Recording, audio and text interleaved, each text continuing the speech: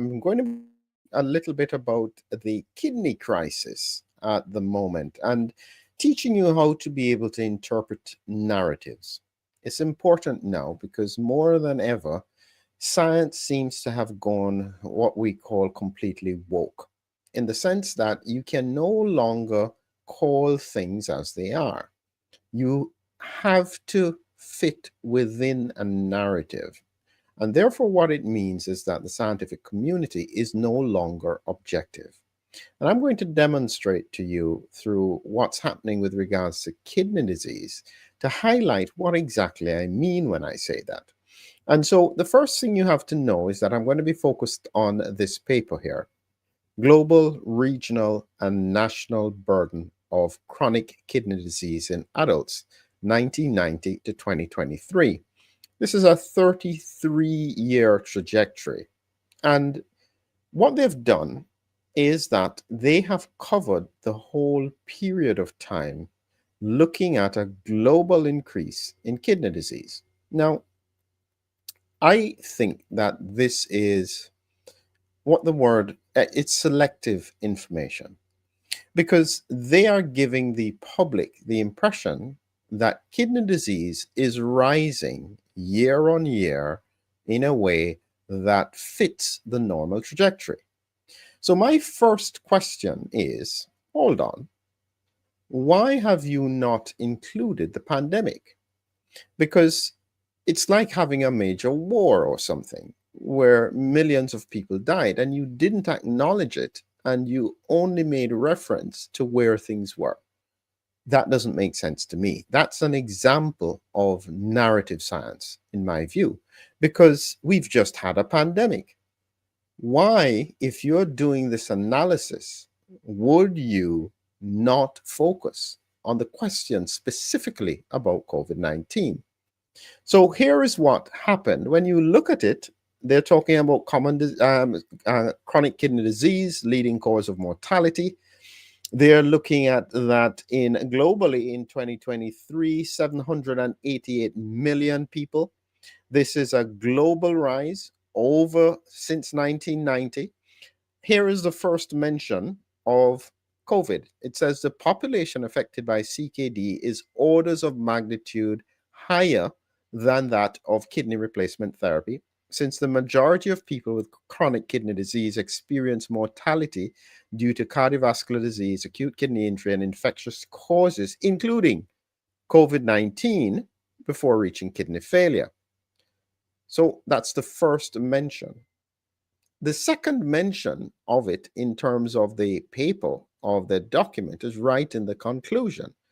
And what they say here is that finally, comparison of trends are valid within the GBD analysis, global analysis, but not between reports that use different standard populations and major world events, including conflicts and COVID-19, were not analyzed. Now, as I said, what you're going to hear is that kidney disease has just been rising. Yes, there was a pandemic, but it's not too relevant.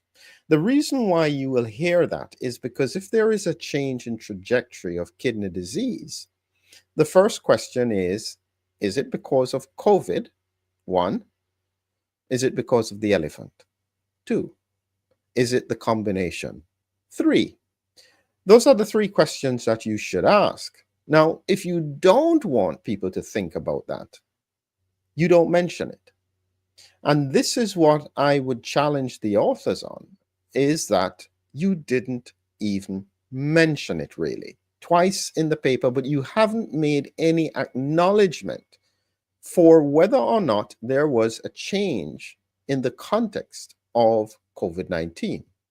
Now, you have to remember something, that in the relationship of the pandemic and comorbidities that increased risk, kidney disease was at one of the highest levels. If you had kidney disease, you were at significant risk for severe COVID and possibly mortality. So within the millions who died from severe COVID-19, a significant proportion of them would have kidney disease. Now, they wouldn't suddenly have reaccumulated numbers unless there was a lot more kidney disease occurring during the pandemic. Now, this is a very important point, very important nuance. So, let's break it down a little bit more and so that you can understand. So, I went through the headache of trying to get this in some kind of order. So, this is what it would look like. And this image I'm going to show you will show you the trend up to about 2019 and what happened after 2019, 2020 into the pandemic and beyond. And so here is what it looks like. You can see all the way from 1990 here, traveling up. The red dotted line represents the trajectory up to about 2019. This is the trajectory over that time. You can see that there is a slight increase from about 2015, but then come here, 2019, 2020, this goes off the chart. Now, as I told you, in the pandemic, a lot of people would have died with kidney disease. Now, we do know that severe COVID is associated with kidney damage as well. And so we expect that in 2020. But beyond 2021, remember, the world was protected by vaccines, especially in highly vaccinated countries. So we should see a stabilization or even a fall off in terms of the numbers. So I then went a little bit further with regards to what it is that we are seeing.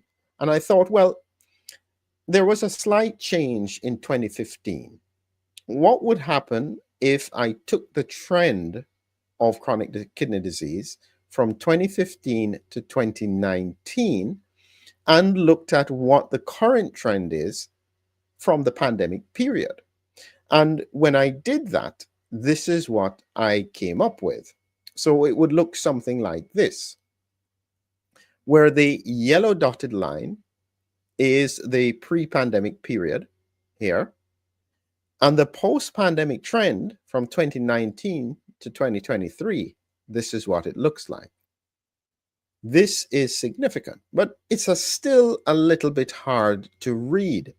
So I thought again, okay, why don't I try and get the trends superimposed on each other so that it shows a clearer idea as to what this would look like if the current trend of chronic kidney disease was running parallel to the trend in 2015 to 2019. And this is what it looks like. So here you are seeing in red, this is the post-pandemic trajectory. This is the pre-pandemic trajectory, which was an increase in any case from the 1990 to 2015. So this is a slight increase from 2015, but look at what happens post-2019. An extra 34 million cases of chronic kidney disease. This is significant. Why in the world would they have not included this in their analysis? And this is what I'm saying about narrative science. What you have to realize is that nobody wants to talk about the elephant in the room because you can't get published.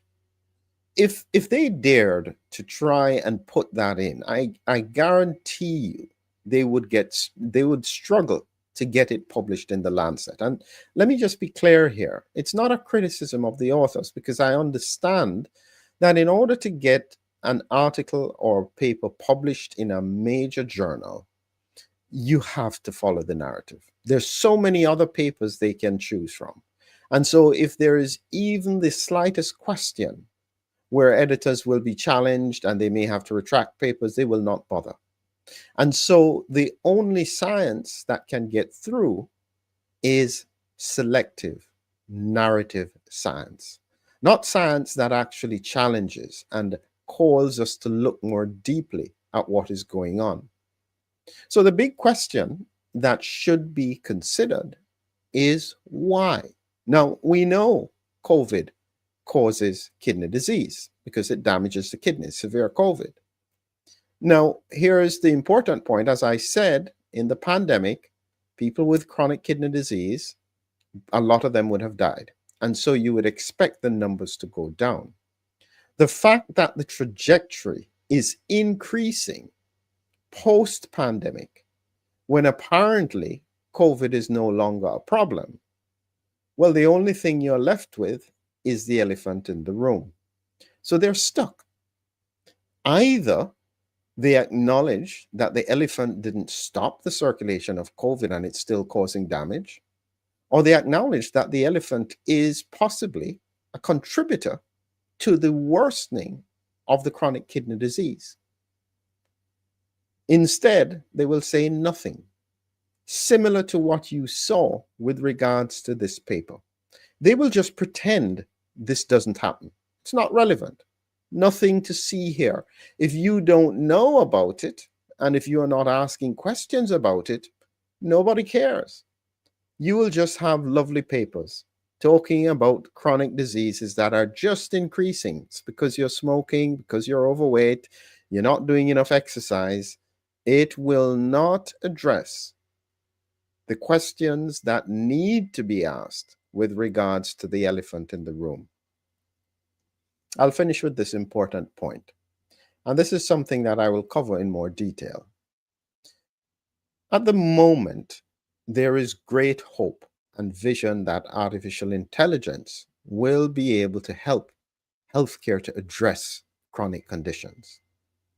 I will tell you categorically that if AI is trained on narrative science, it will not. It will get just as confused and follow a narrative that is not relevant to what is happening in terms of real world disease and pathology. And so in preparation for that, I am preparing to teach AI, here is where you look. This is what you look for. Ignore the narrative. Help instead to dismantle it. Show where all the gaps are. Break it down so that it will force the scientific community to look carefully at the causes in front of them. Nobody wants to do it. But the reality is, science searches for truth. It doesn't care. It's not really interested in your opinion. It's interested in the facts. It's interested in the trajectory. And it should be interested in the causes for what is going on. Let us hope that narrative science gets broken very quickly. Because I tell you this much, when we think about the implications of this kind of trajectory, and remember, just look at it again. If you leave this alone and you don't understand it and you don't mitigate it, the implications for the public are horrendous. That's why we have to call it out. Because if we don't do something, many people are going to suffer. Remember to like, subscribe, comment, look in the description below. Let's see if we can make more people see this and reach it and hopefully make a difference. There's a lot of work still to be done. Have a great evening.